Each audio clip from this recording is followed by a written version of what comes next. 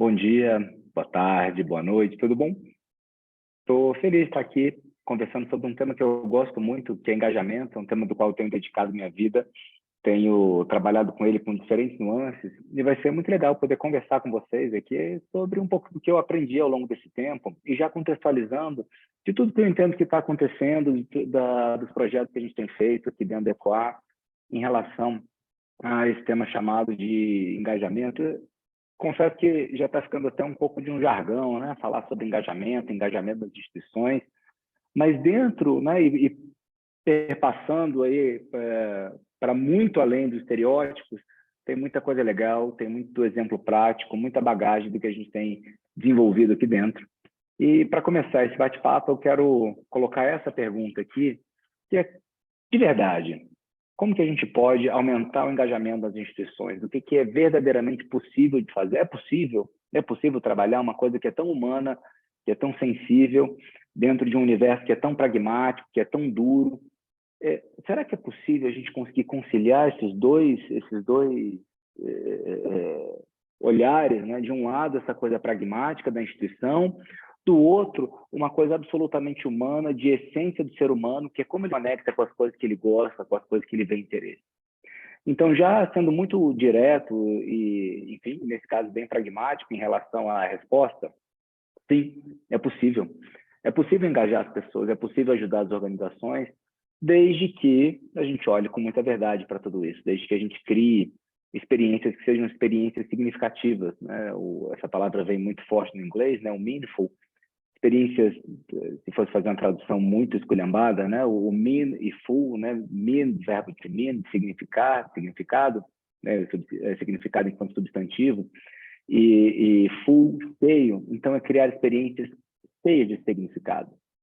Mas quem sou eu? Deixa eu me apresentar para vocês, né? Meu nome é Moncler Camarota, eu estou à frente dessa empresa chamada Ecoar. Somos uma consultoria de design de experiências. Temos uma história já bem longa, conectando, criando estratégia, conectando essa estratégia às pessoas. Como fazer com que as pessoas participem da estratégia de uma forma que faça sentido para a organização, que ela, né, olhando para os resultados, para essa coisa muito, muito pragmática de negócio, ao mesmo tempo que a gente olha para as pessoas com essa sensibilidade humana, de entender que elas são verdadeiramente humanas, que elas não são máquinas, que elas não têm um chefe incluído dentro delas que vai fazer com que elas funcionem a partir de estímulos mecanizados. Então, conseguir conciliar esses dois olhares. Ecoar, esse nome, para mim, já tem muito significado. É um nome que vem do Tupi-Guarani e quer dizer pôr à prova. E eu me encontro muito dentro dessa empresa, dentro da existência, do que nós nos propomos a fazer, tem muito a ver com a minha história de vida. Enfim, né, de forma bem direta, eu fiz poucas escolhas comuns em termos de escolhas de vida.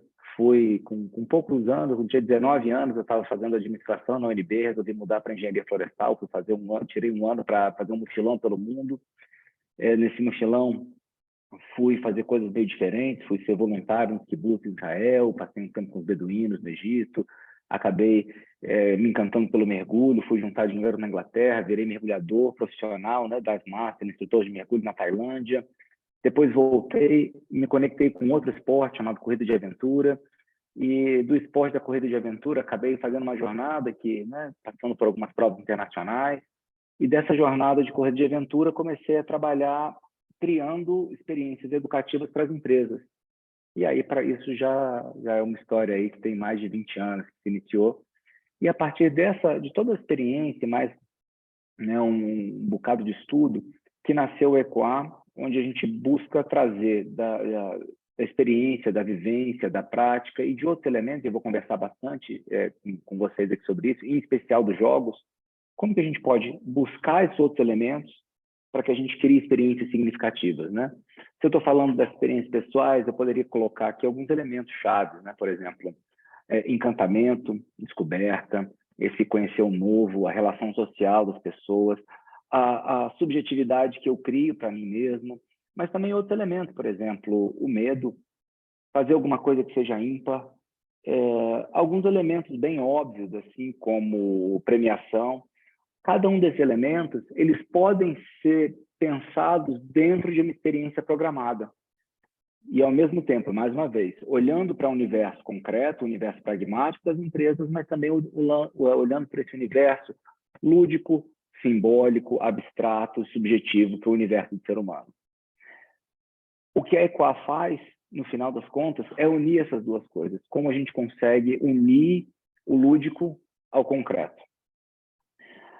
Para falar, agora falando bem do ser humano, começando essa história assim, bem do começo mesmo, né, olhando para a história de formação do Homo sapiens, dentro, né, e aí uma boa referência para isso é o próprio livro Sapiens.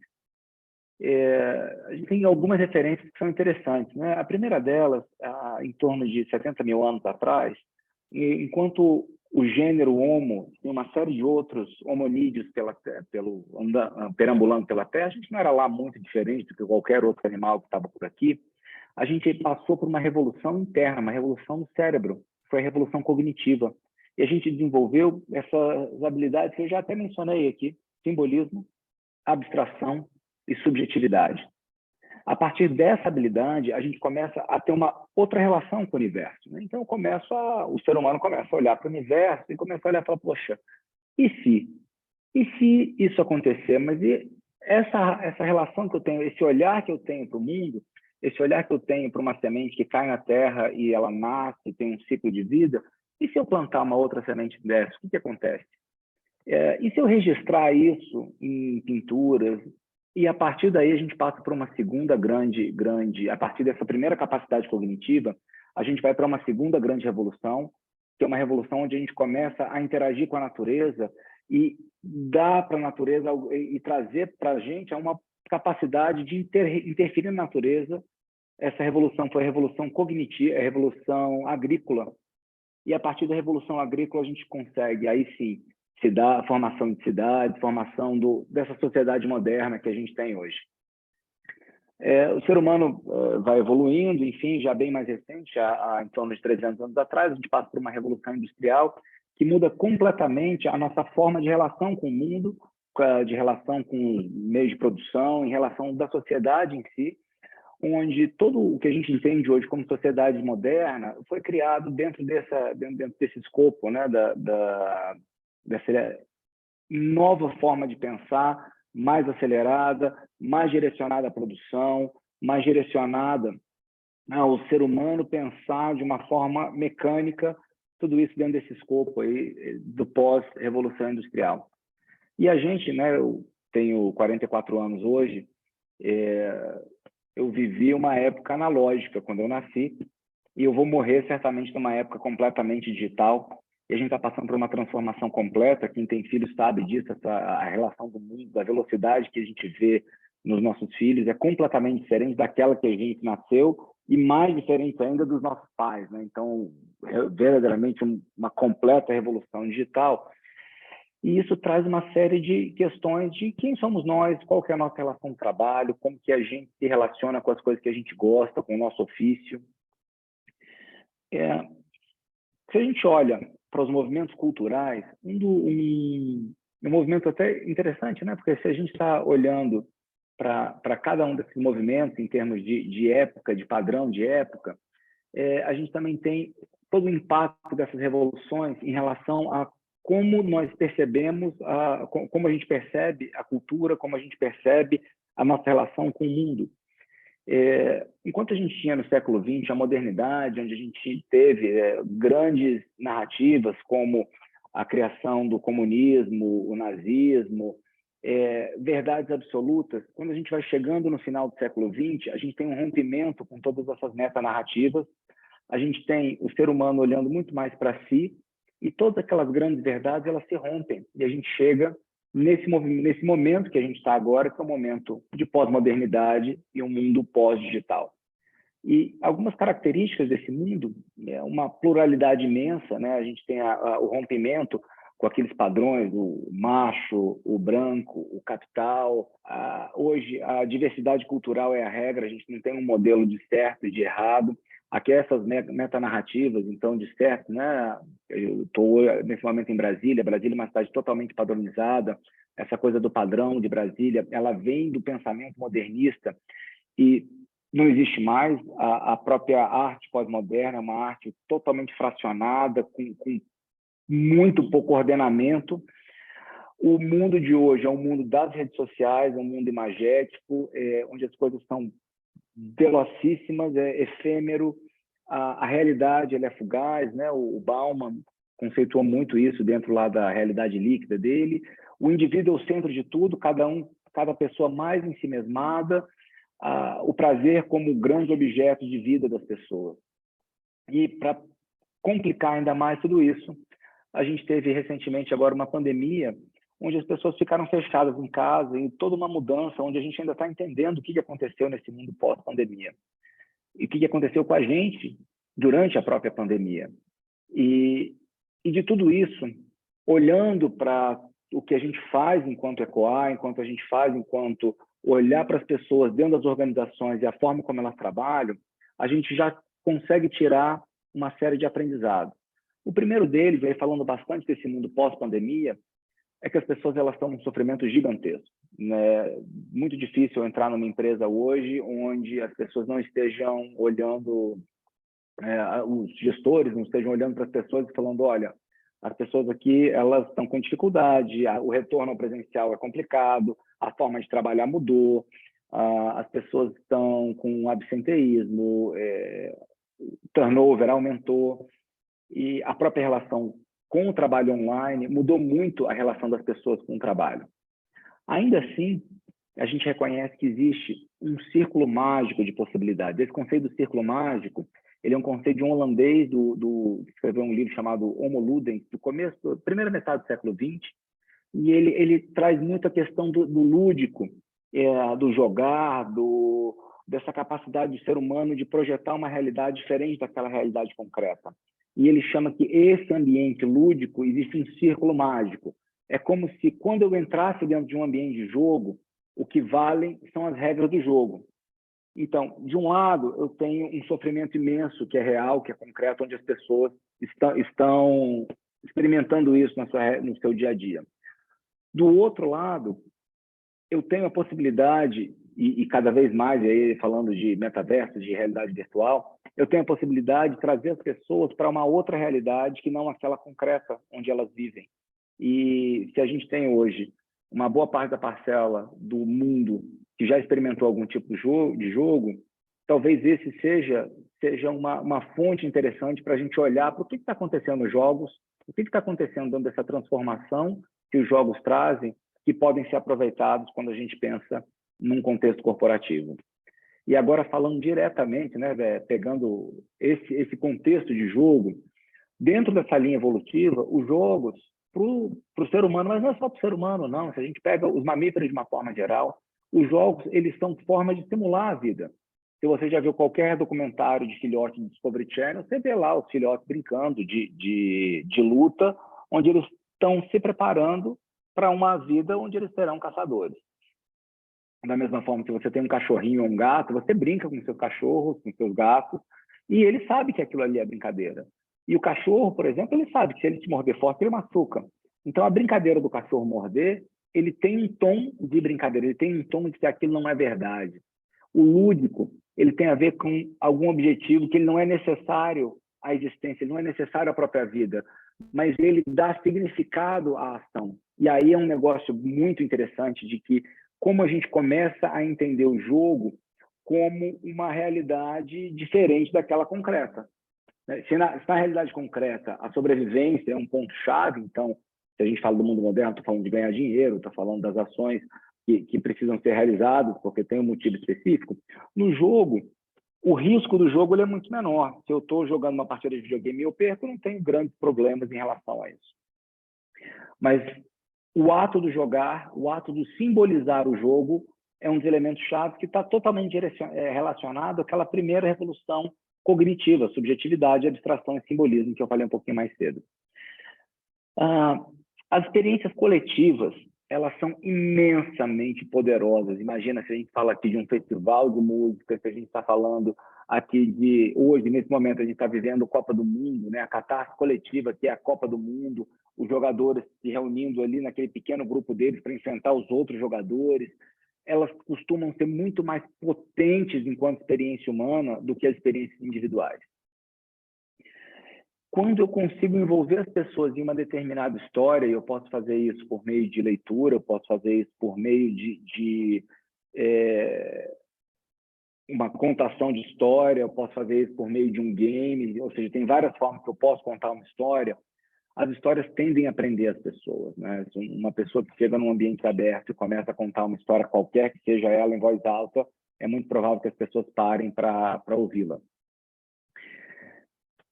Ao mesmo tempo, em paralelo com isso, as pessoas, quando elas sabem o que elas precisam fazer, é muito mais simples para elas. Não saber o que fazer é um dos pontos que mais causam desafios para as pessoas em qualquer contexto. Elas estão orientadas, as pessoas que conseguem criar ordem, quando não tem ninguém dando nenhuma ordem para elas, são pessoas mais raras, né? Então, a gente pode brincar, falar aqui de empreendedorismo e tal, né? Os empreendedores são aqueles, tal, mas mesmo eles, assim, se eles têm claro, se a regra é clara, é muito mais fácil que as pessoas entrem em ação. Quando a regra não é clara, é difícil que as pessoas elas saibam e elas tenham clareza do que elas precisam fazer. E agora, voltando a um ponto que eu já vinha falando com vocês, a gente pode usar todos os elementos do mundo concreto e reunir com os elementos do mundo lúdico.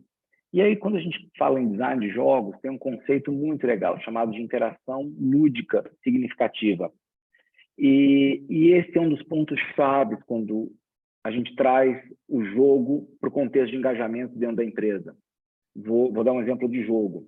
Imagina aqui que eu estou jogando xadrez, e aí eu movi uma peça, um cavalo, por exemplo, eu tirei de um lugar A e coloquei no lugar B. Quando eu faço isso, eu tenho um primeiro feedback. Eu tenho feedback de que alguma coisa aconteceu, porque as peças que estavam, né, uma peça que mudou no tabuleiro já muda todo o contexto do tabuleiro. Então, só o contexto visual da mudança de espaço da peça de um lugar A para um lugar B já muda o que está acontecendo, e eu percebo isso visualmente. Mas não é só isso. Existe uma outra consequência.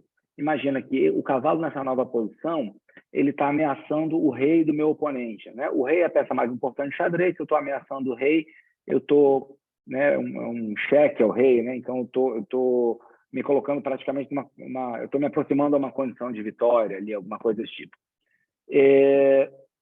Essa consequência, além do fato de eu ter mudado o sistema, porque eu teve uma ação e mudou o sistema, a consequência dessa ação, e aí o jogador que ameaça o chefe do outro, ele tem que falar, inclusive, chefe ao rei, esses dois elementos, eles criam um novo significado para aquele jogo que está acontecendo. E aí, olha que interessante, nesse contexto de interação lúdica significativa, eu tenho, de um lado, eu tive a liberdade de escolha, eu tive um feedback que a ação foi realizada porque a peça saiu de um lugar A para um lugar B, e eu tenho um feedback do impacto dessa ação na hora que essa nova posição ameaça o rei do meu oponente. E isso, por si só, começa a contar uma história. Existe ali uma luta de dois reinados, então tem um cavalo que está ameaçando o rei. E esse contexto, que é absolutamente lúdico, ou seja, a princípio, né, dando um jogo de xadrez, não existe nada em jogo, senão apenas aquela partida, eu começo a criar um imenso de um significado para o que está acontecendo ali dentro.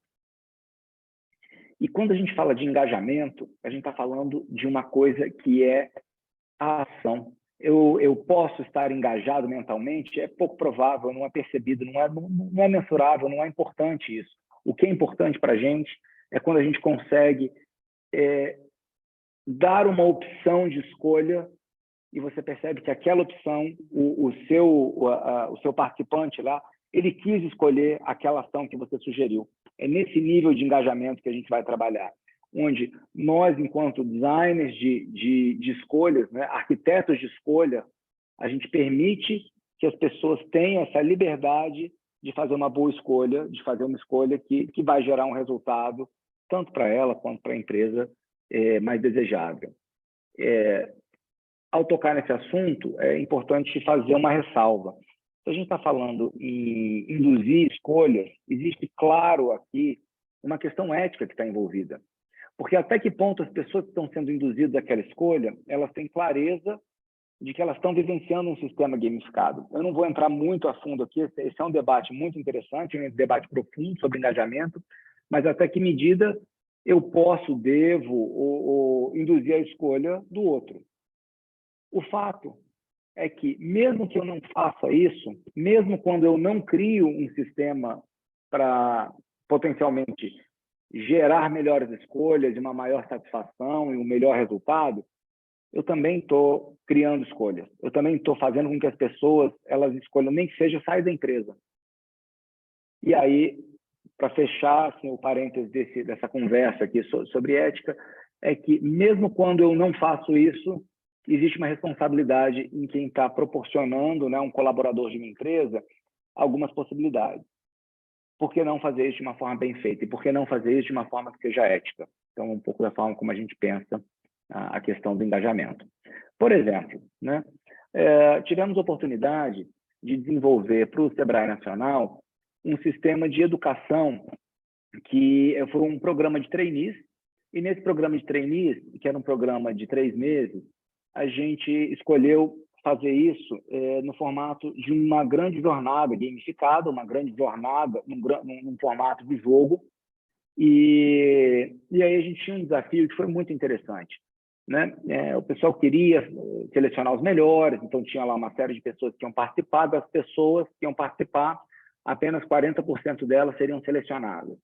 E como criar, né? Quais eram os critérios que nós utilizaríamos para criar um sistema que fosse escolher a melhor pessoa? Um dos elementos que a gente entendeu, pensando numa empresa contemporânea, onde o trabalho em equipe é chave, as pessoas precisam colaborar o tempo todo, é que, ainda que eles estivessem, os participantes, ainda que os participantes estivessem participando é bom, né? Ainda que os participantes estivessem competindo por uma vaga, eles pontuariam mais, eles seriam mais reconhecidos quanto mais eles colaborassem uns com os outros. E o resultado disso foi muito interessante, porque a gente criou um sistema onde as pessoas elas eram incentivadas a apoiar umas às outras.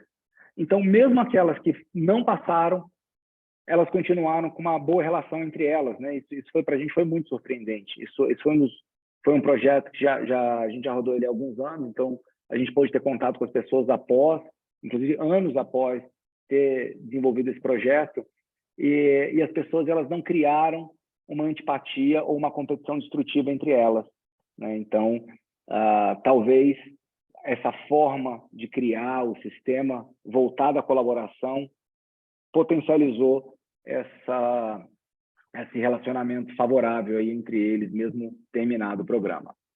Um outro projeto que foi muito interessante foi um projeto voltado para a qualidade de vida.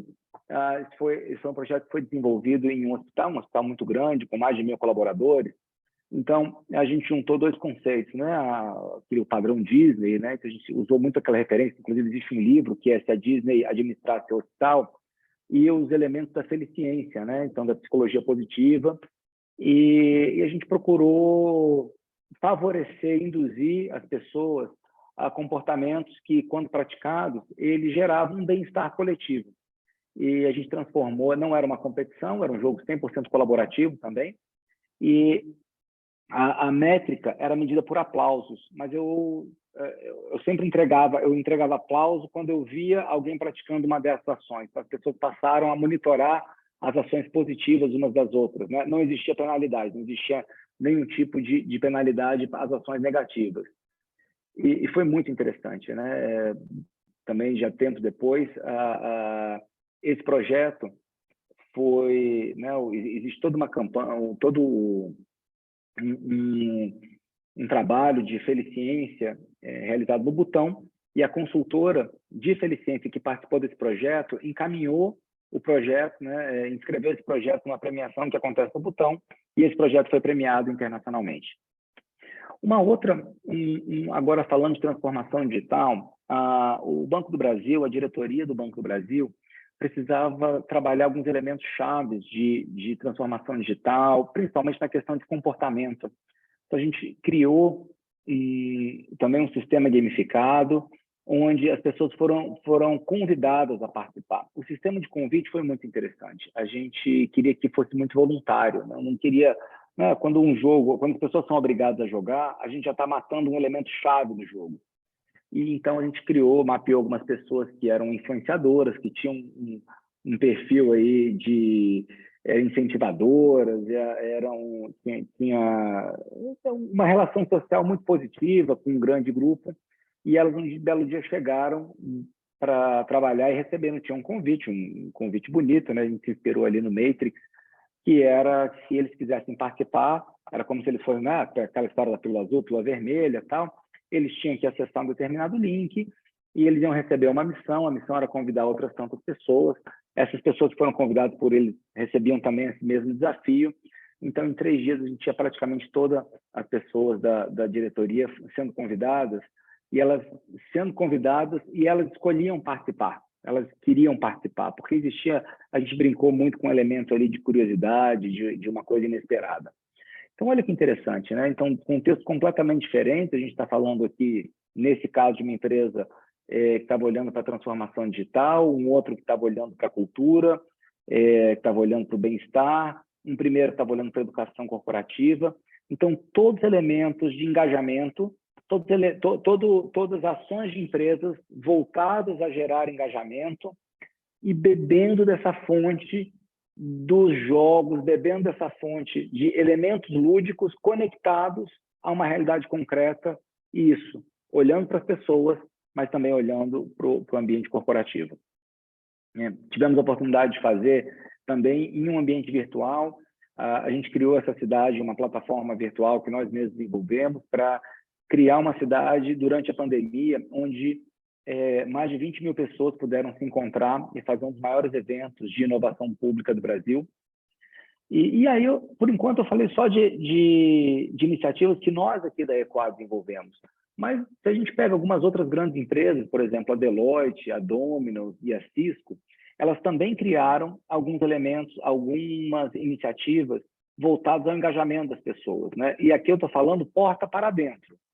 E então, né, o Domino's, né, o pessoal já talvez aí essa iniciativa do Domino's é porta para fora, né, falando do Pizza Hero, mas tem também uma iniciativa deles que é porta para dentro, que é voltada para quem está sendo treinado. Então, cada um deles trabalha com uma série de mecânicas possível. Eu não vou falar hoje, eu vou falar mais sobre engajamento, eu vou falar menos sobre método. Mas em outra oportunidade eu vou estar aqui conversando com vocês, passo a passo, falar sobre dinâmica, mecânica, elementos, fases de uma jornada de engajamento. Então, tem muita coisa legal que dá para falar. Então, se a gente pega hoje, existem muitas iniciativas, mas existe um desafio muito grande de fazer uma boa iniciativa, porque eu posso pegar uma ideia, um conceito desse de gamificação e usar de uma forma troncha, né?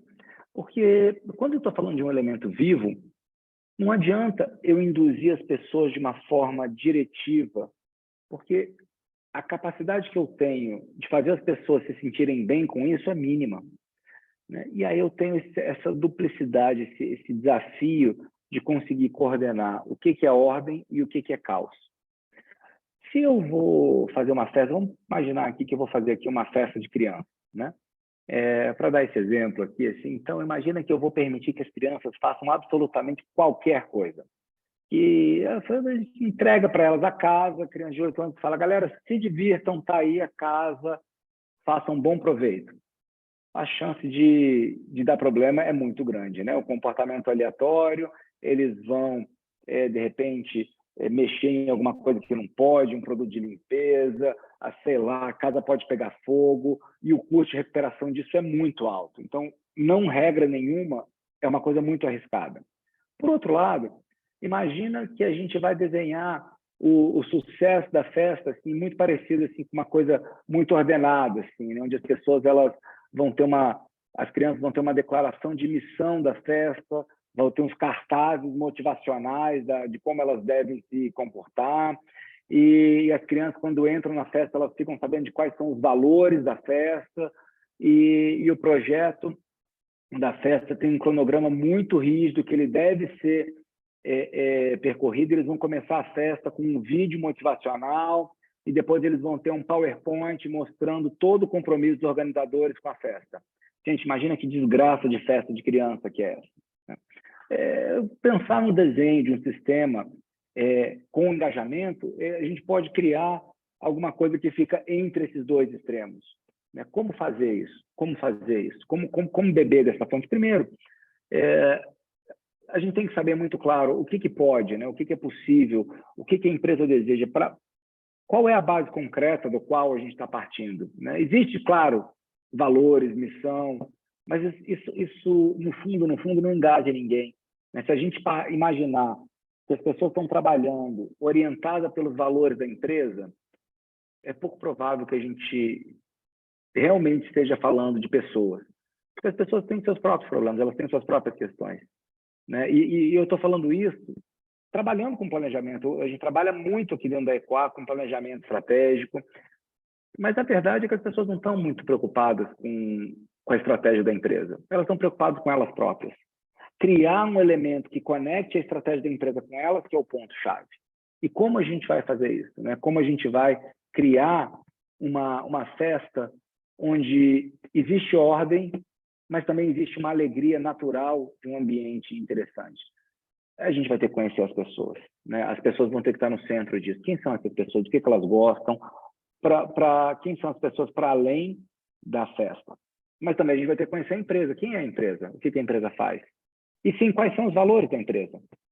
Como que a gente vai criar uma ponte entre uma coisa e outra? E a maior parte desses elementos, eles vão ser uma grande experimentação. Eles vão ser uma busca onde a gente vai criar iniciativas e a gente vai medir se as iniciativas elas estão realmente funcionando. E a gente vai fazer isso pensando desde o momento onde as pessoas vão descobrir,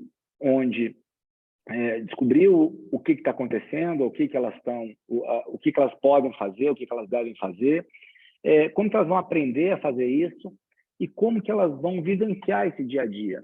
E como que elas vão receber feedback em relação a cada uma dessas coisas. Aquela história que eu comentei um pouquinho mais cedo sobre a interação lúdica significativa. Como elas vão receber o feedback em relação ao que elas estão fazendo. Como elas vão criar relações humanas favoráveis em relação ao o que elas de fato... como elas vão se criar uma nova ordem, além daquela ordem hierárquica, que funciona a partir daquilo que elas estão produzindo. Como que elas vão descobrir coisas que elas ainda não sabiam que existiam? Como que elas vão perceber que quando elas fazem alguma coisa errada, isso realmente tem consequência negativa? Como elas vão se tornar as pessoas que elas gostariam de se tornar, considerando aquele contexto de empresa, considerando aquele contexto de trabalho? Cada um desses elementos que eu falei agora, eles fazem parte de um framework, de um trabalho de design, de um processo de engajamento. Então, o que a gente aprendeu, resumidamente, ao final disso tudo, é que engajamento é uma ciência muito complexa, que ela bebe de muitas fontes, mas que ela é possível, que ela é possível de ser feita, de ser desenvolvida com ética e que ela entrega, sim, grandes resultados. E eu vou estar aqui com vocês, compartilhando alguns outros conhecimentos do que a gente vem aprendendo. Espero que vocês tenham gostado desse primeiro contato aqui com o que a gente tem desenvolvido de engajamento. Espero vê-los em breve. Aqui a gente vai disponibilizar para vocês um link para vocês baixarem um resumo dessa apresentação. Obrigado e um ótimo dia a todos.